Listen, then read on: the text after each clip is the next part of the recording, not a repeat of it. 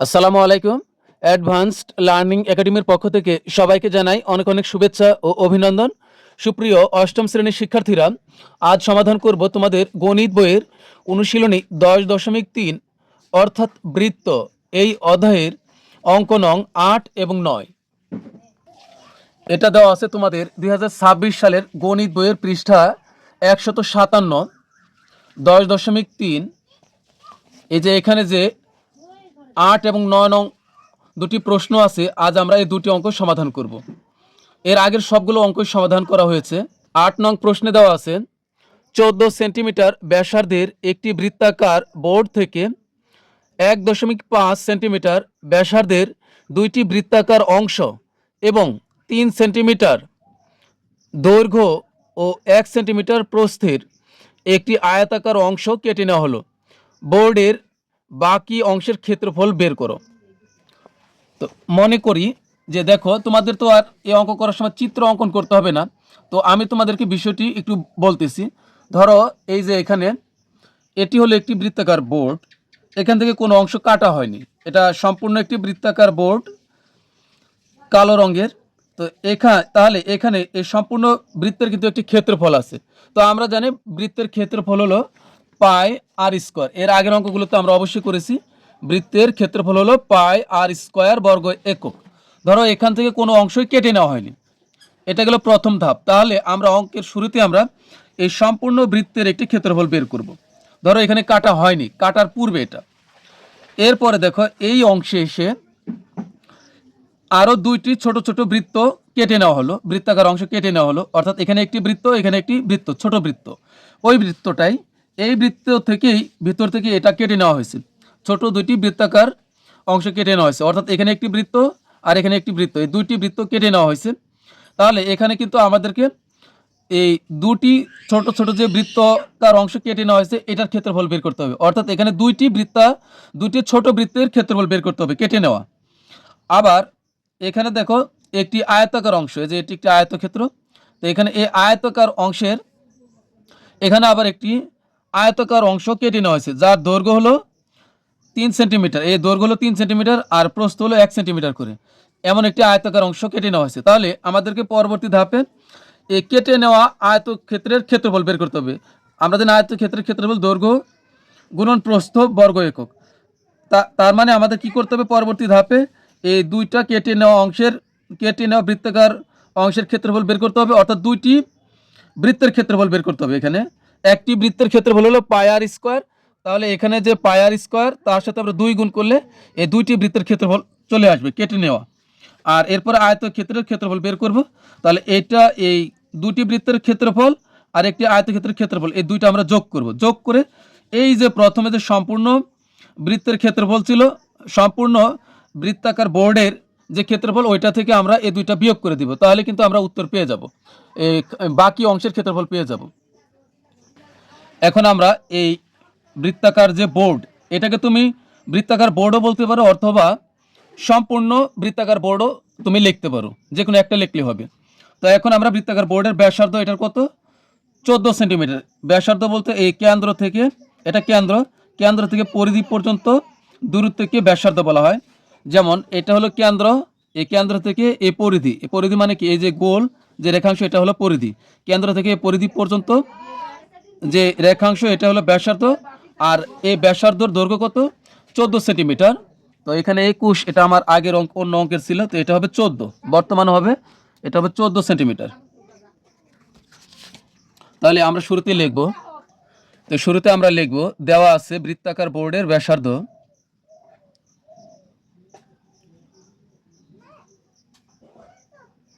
তুমি এখানে চাইলে সম্পূর্ণ বোর্ডের ব্যাসার্ধ লিখতে পারবে, বৃত্তাকার অথবা বৃত্তাকার বোর্ডের লিখলে হবে। বৃত্তাকার বোর্ডের ব্যাসার্ধ, ব্যাসার্ধকে আমরা আর দ্বারা প্রকাশ করব। ব্যাসার্ধ হলো 14 সেন্টিমিটার দেওয়া আছে। সুতরাং বৃত্তাকার বোর্ডের ক্ষেত্রফল মানে এই সম্পূর্ণটার ক্ষেত্রফল। সুতরাং বৃত্তাকার বোর্ডের ক্ষেত্রফল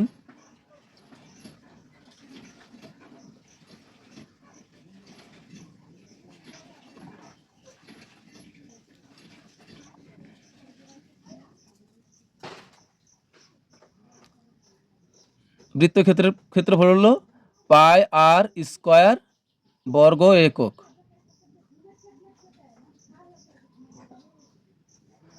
এখন এখানে আমরা পায়ের মান কত বসাবো? তোমাদেরকে এর আগের অঙ্কগুলোতে আমি বলেছি পায়ের 3টি মান, পায়ের সমান 3.14 অথবা 3.1416 অথবা 22/7। তো এখন আমরা মান এখানে কোনটি বসাবো? তবে এখানে তুমি যে কোনো মানই বসাইতে পারো, তবে বইয়ের উত্তরের সাথে মিলবে যে মানটি বসাইলে সেটি হলো এই 22/7। এখন কথা হলো 22/7 এই মানটি তোমরা কখন বসাবে? এটার একটা নিয়ম আছে। যখন তুমি দেখবে যে বৃত্তের ব্যাসার্ধ, যে ব্যাসার্ধ এটা যদি 7 দ্বারা ভাগ যায়, অর্থাৎ 7 দ্বারা যদি এই ব্যাসার্ধকে কাটা যায়, তাহলে আমরা এই 22/7 নিব। বিষয়টা আবার খেয়াল করো, এখানে যে 7 আছে এই 7 দ্বারা অবশ্যই এই ব্যাসার্ধ 14 দেওয়া আছে, 14কে কাটা যাবে। আবার দেখো এর আগে একটা অঙ্ক করেছিলাম এই যে 21, এখানেও যদি এখানেও তুমি যদি পায়ের মান 22/7 নাও তাহলে বইয়ের সাথে উত্তর মিলবে 6 নং অঙ্কটি। আর 8 নং অঙ্কে দেখো এখানে 14 আছে, 14কে কিন্তু 7 দ্বারা কাটা যায়, তাহলে আমরা এখানে নিব হলো 22/7, তাহলে আমাদের বইয়ের উত্তরের সাথে উত্তর মিলবে। তুমি চাইলে এগুলো নিলেও হবে, তবে উত্তর একটু কম বেশি হবে, তাও কিন্তু অঙ্ক সঠিক হবে। তো আমরা 22/7 বসাই, পায়ের মান 22/7, এরপরে গুণ আর এর মান কত 14 সেন্টিমিটার, তাহলে এখানে হবে 14, আর এখানে যেহেতু আর এর উপর স্কোয়ার তাহলে এখানে স্কোয়ার দিব, আর এখানে হবে মান যখন বসাই দিব তখন আর বর্গ একক লেখা যাবে না, তাহলে এখন বর্গ সেন্টিমিটার লিখব।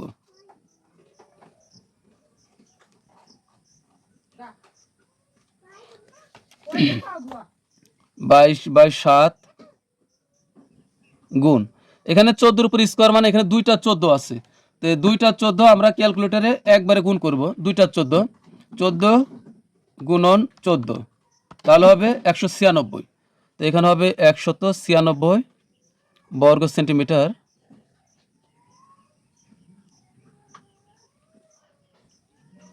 এখন এই 196 কিন্তু উপরে, 7 হলো নিচে, তো 7 দ্বারা 196কে আমরা কাটবো, অথবা তুমি একবারও করতে পারো। এ 22 আর 196 দুইটাই কিন্তু উপরে, তো 22 আর 196 আমরা গুণ করি, গুণ করে এই 7 দ্বারা কাটি।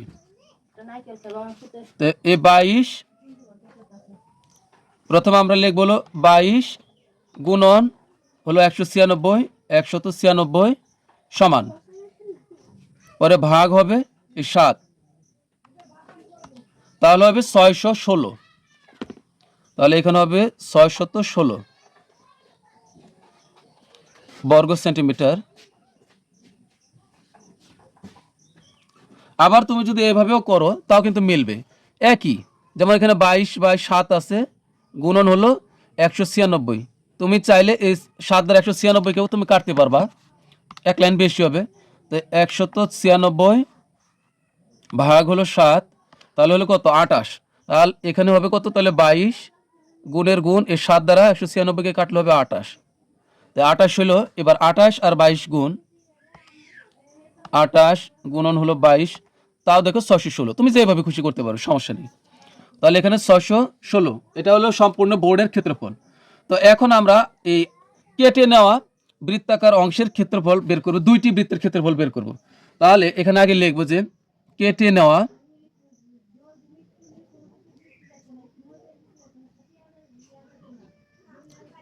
নেওয়া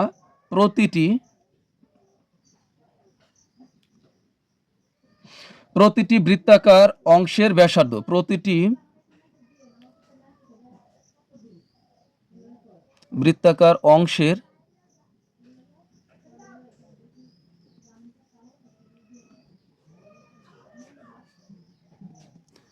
ব্যাসার্ধকে আমরা আর দ্বারা প্রকাশ করি, ব্যাসার্ধ হলো 1.5 সেন্টিমিটার।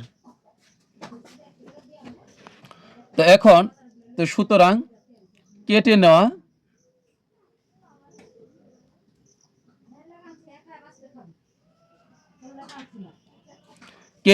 বৃত্তাকার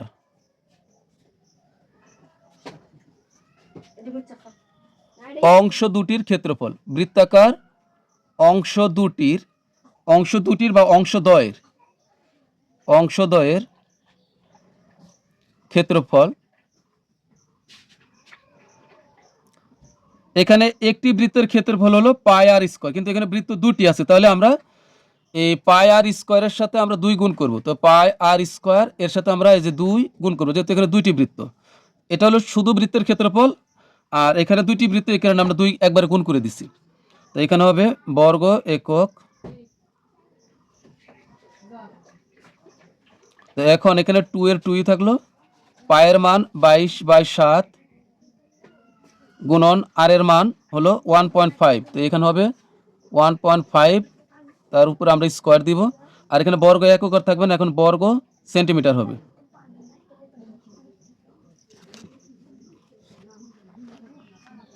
এখন এখানে আমরা 2 এর 2ই থাকবে, 22/7 গুণ 1.5 দুইবার আছে, যেহেতু 1.5 এর উপরে পাওয়ার 2 স্কয়ার মানে 2, তাহলে 1.5 গুণন 1.5। আচ্ছা, আমি এক লাইন এখানে বেশি করি তোমাদের বোঝার জন্য।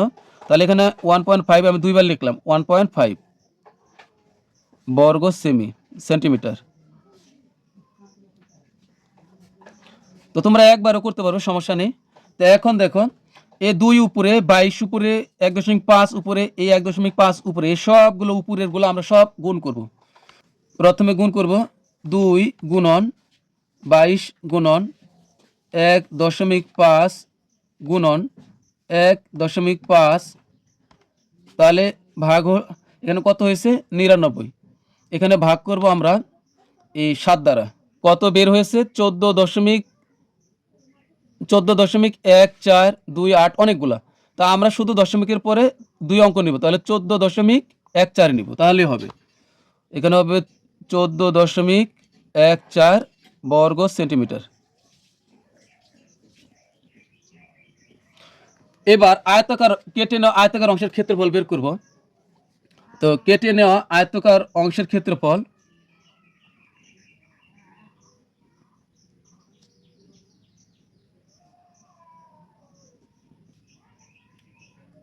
আয়তাকার হলো এটি। এখন আমরা যে এটির ক্ষেত্রফল বের করব, আয়তাকার কেটে নেওয়া আয়তাকার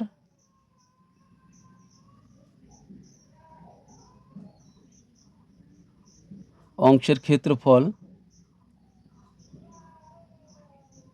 সমান হলো আয়তক্ষেত্রের ক্ষেত্রফল দৈর্ঘ্য গুণন প্রস্থ। তো এখানে এই যে দৈর্ঘ্য দেওয়া আছে কত 3 সেন্টিমিটার, আর প্রস্থ হলো 1 সেন্টিমিটার। তাহলে আমরা একবারই করি, এখানে 3 গুণন হলো 1, যেহেতু এখানে মান বসিয়ে দিয়েছি সরাসরি, তাই এখানে বর্গ সেন্টিমিটার লিখব। যদি মান না বসিয়ে দৈর্ঘ্য গুণন প্রস্থ লিখতাম তখন লিখতাম বর্গ একক, যেহেতু মান বসাই দিছি তাহলে লিখব বর্গ সেন্টিমিটার।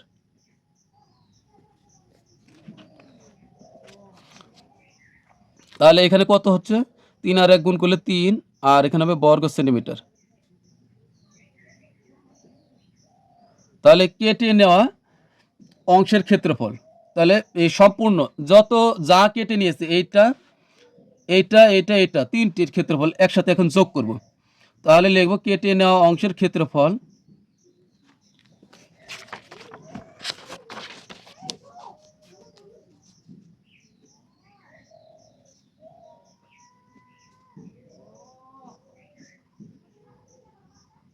কেটে নেওয়া অংশের ক্ষেত্রফল সবগুলো যোগ করব। এখানে কত কত বের হয়েছে, এই প্রথম পেয়েছিল, এই যে এটা পেয়েছিলাম হলো 14.14, দুটি এই যে দুটি বৃত্তের ক্ষেত্রফল, তাহলে 14.14, আর এর সাথে যোগ করব হলো যোগ হবে এই 3, তাহলে বর্গ সেন্টিমিটার। এখানে যোগ করলে 14 আর 3 হবে 17, 17.14 বর্গ সেন্টিমিটার।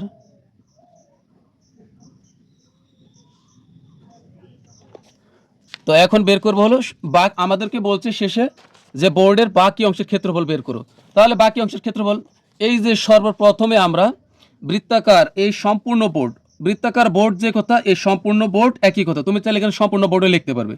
তাহলে সম্পূর্ণ বোর্ডের ক্ষেত্রফল পেয়েছিলাম 616 বর্গ সেন্টিমিটার। তো এইটা থেকে এখন যোগ করে যে দুইটা পেয়েছি এটা আমরা লিখব। তাহলে লিখব যে সুতরাং বোর্ডের বাকি অংশের ক্ষেত্রফল, তো সুতরাং বোর্ডের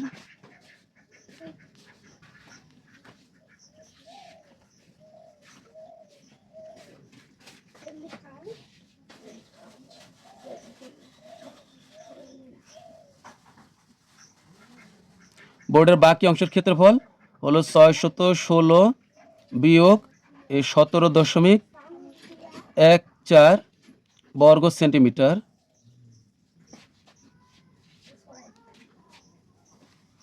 বিয়োগ করবো। এখন আমরা 616 বিয়োগ 17.14 তাহলে হবে এই যে 598.86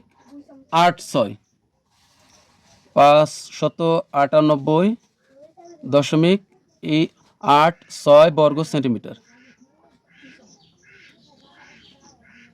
তাহলে এটাই হলো আমাদের এই উত্তর। সুতরাং বোর্ডের বাকি অংশের ক্ষেত্রফল হলো এত। তো এখানে আমি উত্তর লিখে দিলাম। তো এরপরে আমরা সমাধান করব সর্বশেষ 9 নং প্রশ্নের। তো অঙ্কটি আরেকবার দেখো।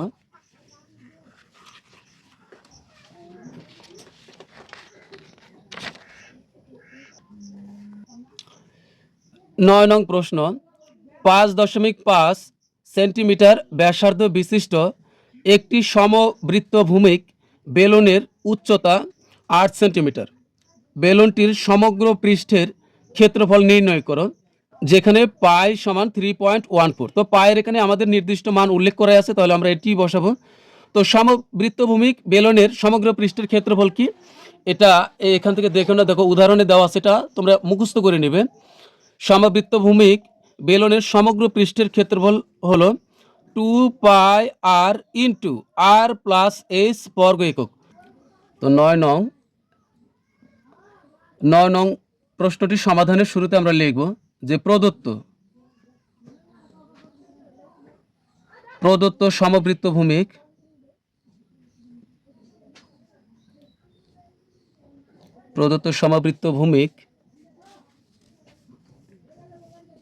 বেলুনের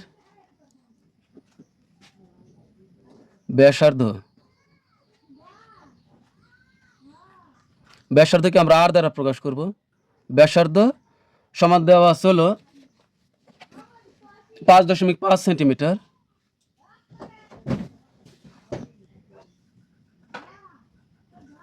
এবং উচ্চতা, তো এখানে লিখব উচ্চতাকে আমরা, উচ্চতার ইংরেজি হলো হাইট, এই কারণে উচ্চতাকে আমরা এইচ দ্বারা প্রকাশ করব।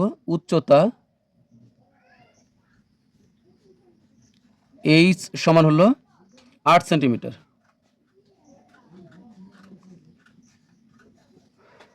তো আমরা জানি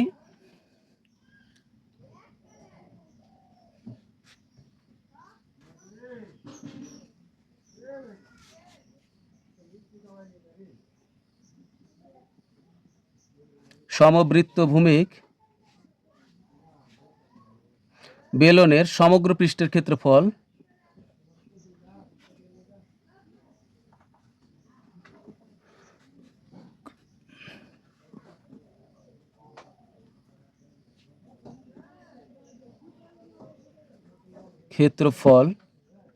সমান হলো 2 পাই আর ইন্টু, এই যে ব্র্যাকেট মানে ইন্টু আর প্লাস এইচ বর্গ একক, এটা হলো এইচ।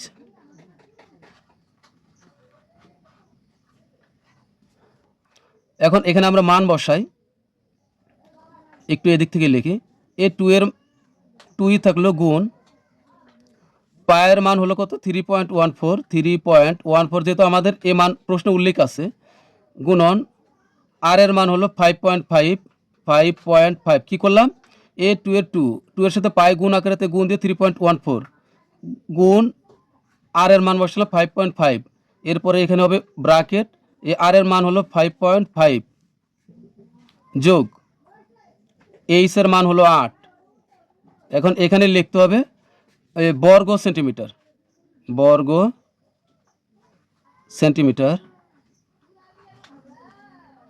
এখন এইগুলো আমরা গুণ করি এখানে। এখন এই ব্র্যাকেটের বাইরে যেগুলো আছে আমরা এগুলো সব গুণ করি আগে।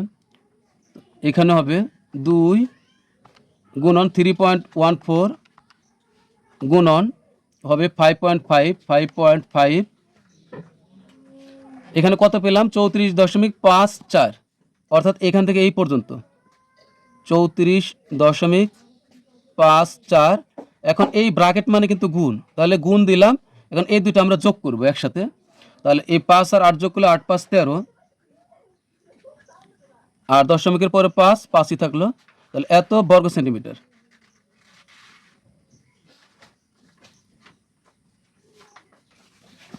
এবার এই সবগুলো আমরা গুণ করে দেব একসাথে, তাহলে এখানে হবে 34.54 গুণন 13.5, তাহলে হবে 466.29, তাহলে 466.29 বর্গ সেন্টিমিটার।